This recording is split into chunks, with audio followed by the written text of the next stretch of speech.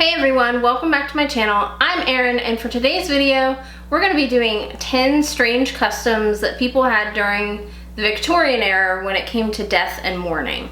So during the Victorian era, there became a lot of obsession when it came to death and mourning of a loved one or somebody that you knew. A lot of this was fueled by Queen Victoria when her husband Prince Albert died.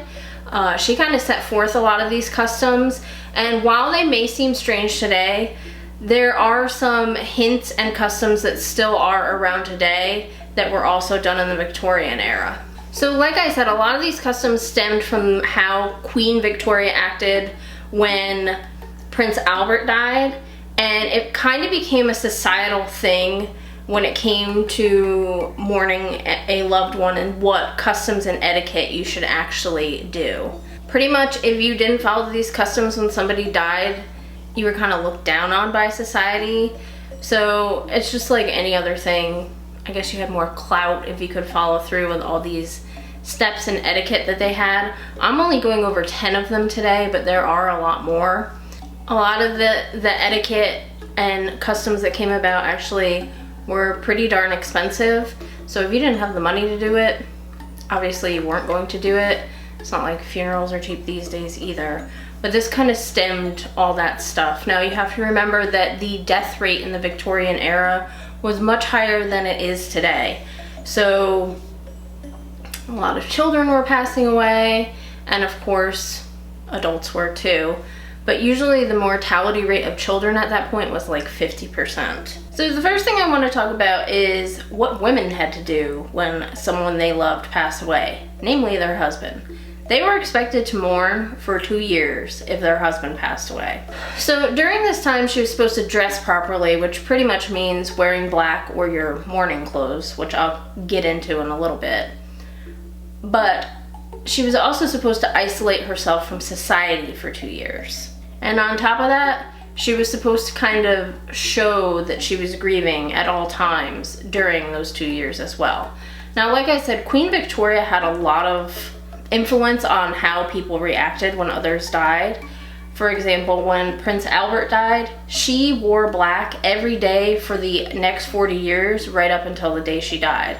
What's coincidentally, the reason why a lot of people wear white wedding dresses is also because of Queen Victoria.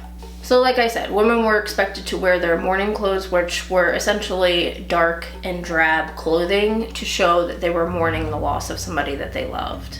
Okay, so like I said, when a loved one passed away, more often than not, families would wear mourning clothes, which, like I said, are dark clothes. Now, it wasn't necessarily just women, men did as well, but like I said, women kind of partook in this tradition a little bit more than men did. Now, like I said, often people wore these dark or muted clothes to show that they were in mourning, and they could wear them as long as they wanted to. Like I said, women were expected to mourn their husbands for up to 2 years, but it could go on as far as 4 years, or even, like I said, it could be the remainder of their life that they chose to wear mourning clothes. Now, what's interesting about this is that they would go into something that it was called half mourning, and this is when they would start to introduce a little bit more color into their wardrobe, but it was still drab and muted. It's just that they kind of like added a pop of color to it. So it would show that they are still mourning their loved one. As I stated at the beginning of this video though, the mortality rate of a lot of people was pretty high. So unfortunately, a lot of the time you would know somebody who had passed away. So often you were wearing your mourning clothes. Now, obviously, if there were customs when it came to mourning for the adults, children would also notice this. Now, a strange custom that came from this, you know, women expecting to do certain things when they were mourning, is that little girls would have what are called funerary dolls. Now, what you could get with these dolls was actually called a death kit, and it would come with mourning clothing for the doll as well as the child, and it would also include a tiny coffin for their dolls. If that's not morbid, I don't know what it is. But the reason they did this was to train the little girls how to act properly when somebody in their family that they, or even somebody that they knew, passed away, so that they were grieving properly. which very morbid if you think about it. So another custom that started during the Victorian era when people passed away is that the clocks would be stopped. Now obviously today we still have a time of death notated when we do pass away, but literally they would stop all the clocks in the house after someone had passed away. Now their reasoning behind this was a little bit superstitious. Stopping of the clocks was first and foremost to honor those that had passed away and the exact time that their soul had left their body, pretty much. They believed by doing this that they were kind of averting bad luck. And what I mean by that is that they were afraid that if they kept the clocks going, that the person's soul wouldn't move on to the next phase, meaning it wouldn't go to heaven. They thought that if the clocks kept running, a person's soul was going to be kind of perpetually trapped in between, so kind of like purgatory, and they would be walking around haunting you, essentially. So that was the important part of stopping the clocks. Now, they would restart the clocks, but it wouldn't be until after the person had had their funeral and they were buried in the ground. Now, there is an exception to this. If you were the head of the household and you passed away, none of those clocks that were there present when you passed away would ever tick again. So they would never start them again. Pretty much they would get new clocks and leave the other ones as they were when the person had passed away. Now, another interesting thing that they did when people passed away was they would cover their mirrors with a black cloth.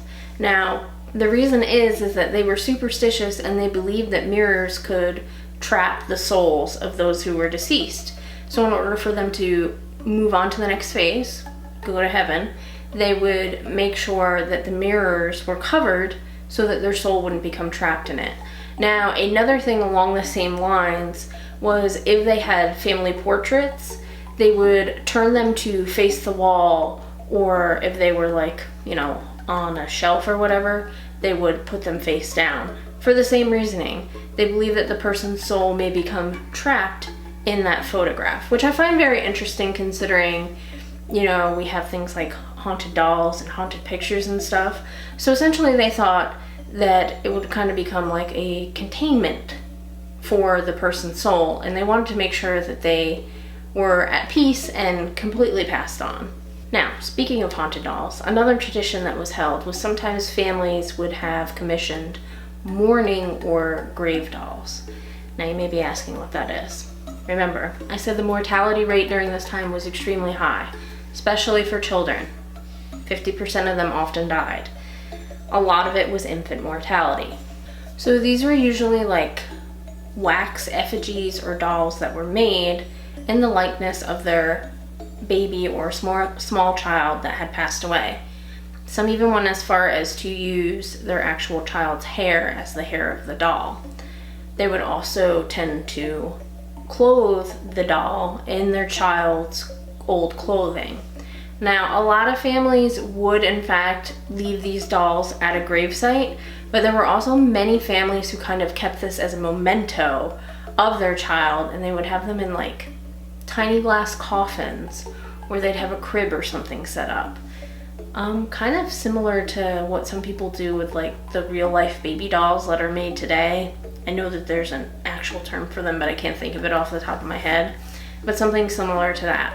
So that's what a mourning or a grave doll would be.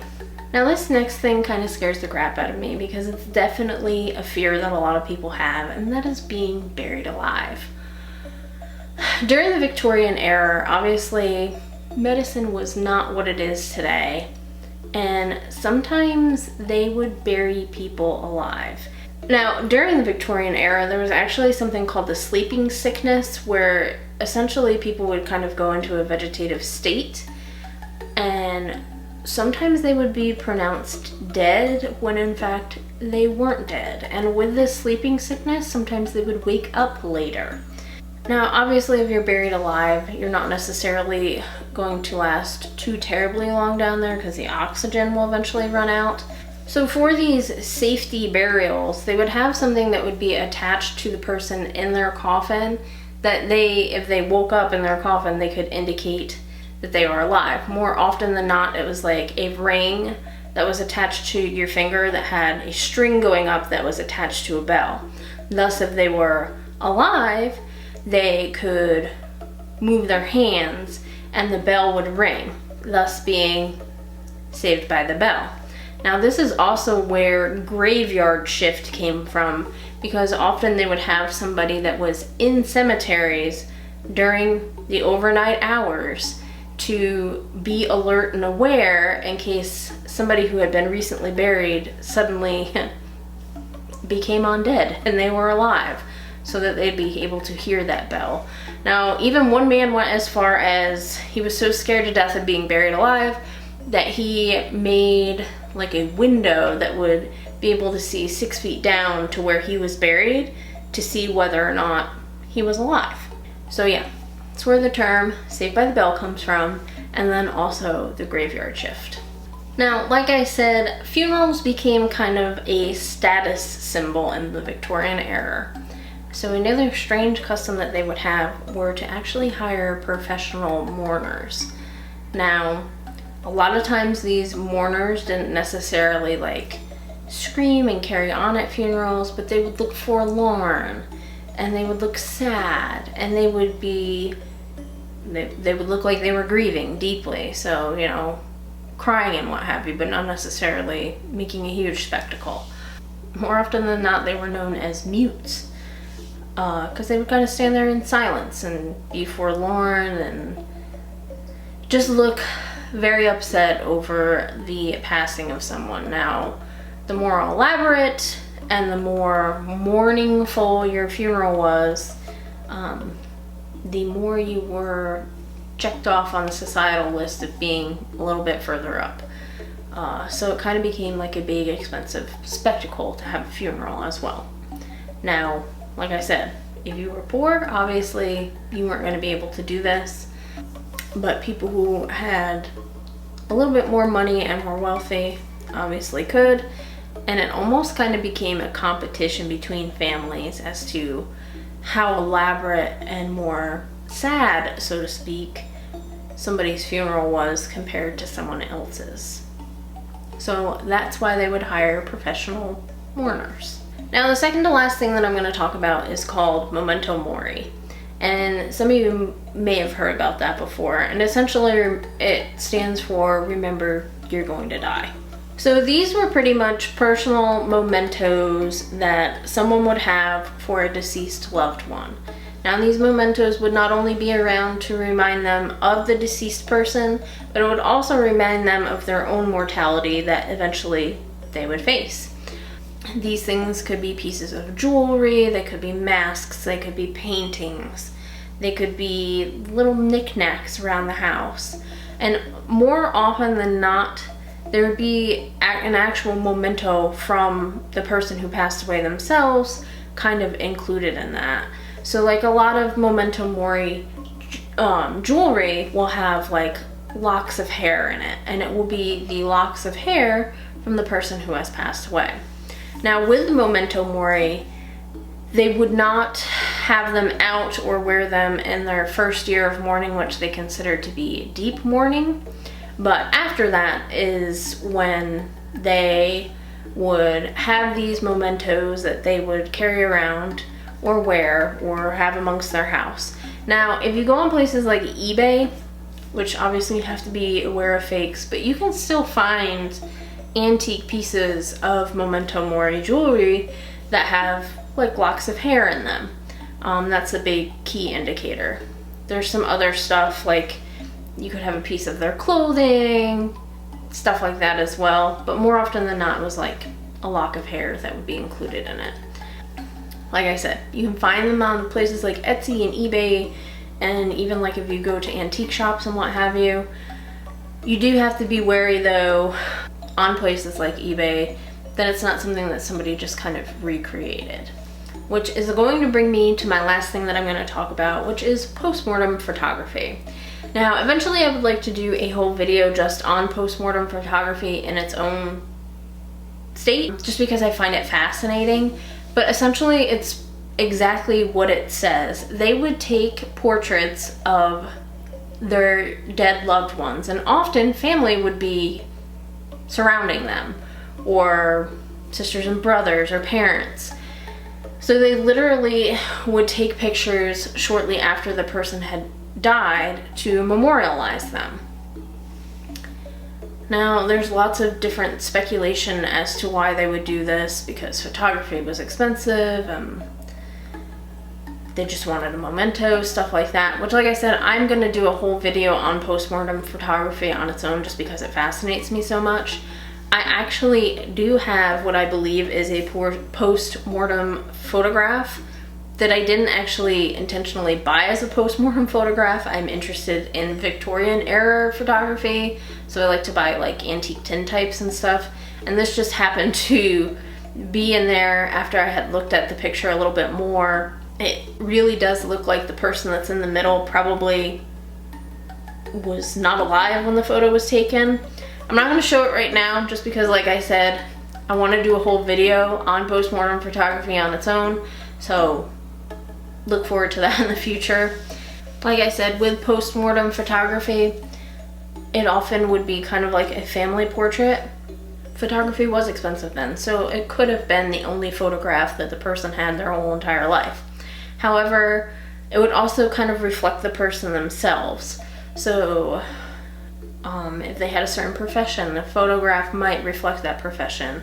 When it came to children, they could often be posed with like toys or seem as if they're sleeping. And that's what makes postmortem photography kind of tricky in and of itself.